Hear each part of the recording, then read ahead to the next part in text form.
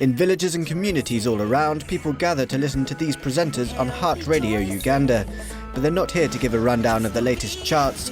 The number one issue for these villagers is family planning, and this radio show gives them the chance to listen and call in or discuss the topic amongst themselves. Today they will hear about contraceptive injections, using female condoms, and how to avoid teenage pregnancy. It's very useful because our people in this community, we own phones, then people call and give views, and then the expert in the studio give back the views, all answer those questions. When I was 19, I got pregnant. I decided not to abort, gave birth to my son, and after I thought it wise to go back to school. So I went back to school, and I had used family planning method not to mess up again. This is one of the UN Population Fund initiatives to provide information about birth control to the people of Uganda. With a population of 34 million and an average of just over 6 children per woman, Uganda ranks among the fastest growing populations in the world. There are many reasons for the high birth rate, but it hinges on tradition, religious beliefs, polygamy, and early marriages. In Uganda, large families are seen as a source of prestige and wealth, as well as some believing that child labour is a useful source of income.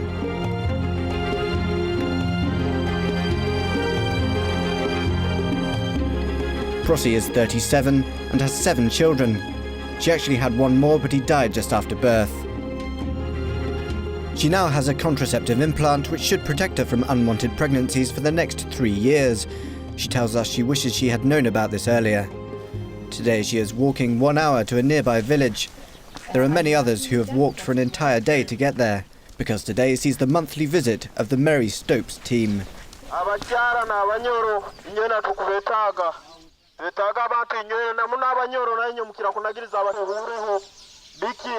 Mary Stopes provides approximately 25% of family planning services in Uganda. Their outreach teams visit remote places, attracting clients from many kilometres around. People first sit through a lesson, learning about the methods and the benefits of avoiding teenage pregnancy, spacing births, and planning family size. The medics perform on-the-spot permanent sterilizations, as well as dispensing medium and long-term contraceptives.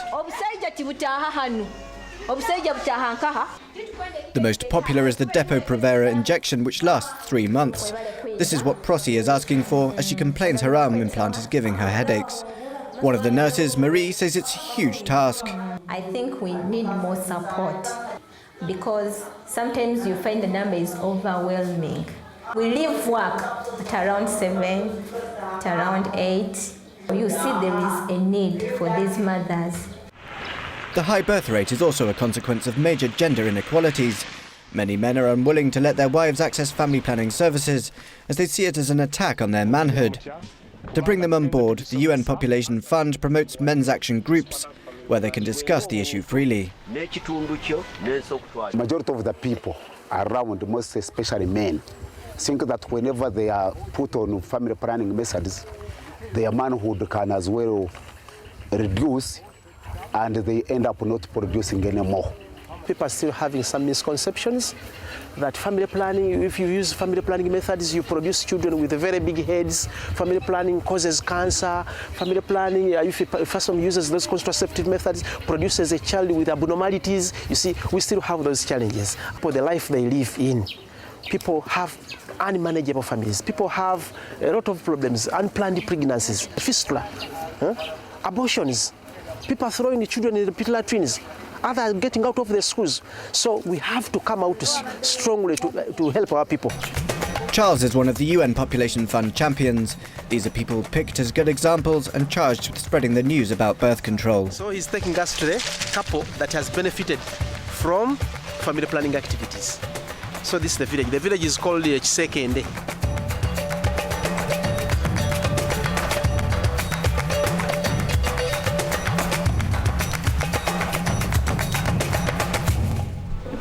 It is a very big burden if you have many children.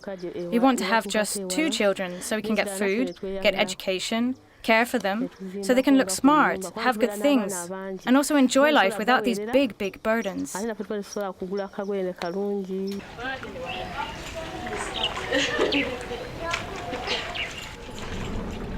More and more women are willing to follow this example, but there is yet another challenge. Uganda has a very poor road network, often made of nothing more than mud tracks. On top of that, about 40% of health clinics are managed by faith-based organisations. Catholic hospitals refuse to stock contraceptives of any kind on their premises. It's a combination of factors. One is availability of supplies. We have women who walk 10 kilometers to a health facility and they find there are no contraceptives. So that is a lost opportunity. The National Medical Supply Network has been recently computerised and updated, but it is still a logistical challenge. Moses wonders why commercial goods can reach the most remote villages, but contraceptives can't. The unmet need for contraceptives is 41% in Uganda. So why don't we work very hard to make sure that whoever wants to access contraceptives actually finds them? Because we are doing a lot of mass media, a lot of education for people to accept contraceptives. But if those few who have accepted change and they feel it's important for them go to the health facility and they cannot access the contraceptives, then we'll have gone back 6 steps backwards instead of forwards. Family planning has only recently returned to the top of the agenda, with almost €4 billion being raised by the Gates Foundation, the UK government and several private and public investors in the effort to provide contraceptives to developing countries. How does the Ugandan government feel about being at the receiving end of such an international effort? That one is really a bit tricky to answer. Is it really colonizing, or should we say we also understand that it's not really being colonized? We also feel that actually we need to do something about it. It's not that we are being pushed to do it. We also really very much feel we want to do it because it is affecting our health. It's affecting our health system. It's putting a lot of pressure on what is the facilities available. It's estimated there will be around 80 million unwanted pregnancies in poor countries worldwide this year, half of which will be aborted, and around 100,000 mothers will die in childbirth. Family planning is primarily about health and human rights, the right to choose when and how many children to have. The road is long, but it is hoped that by 2020, the latest funding will more than halve the number of women in developing countries who want and need modern contraceptives, but do not have access to them.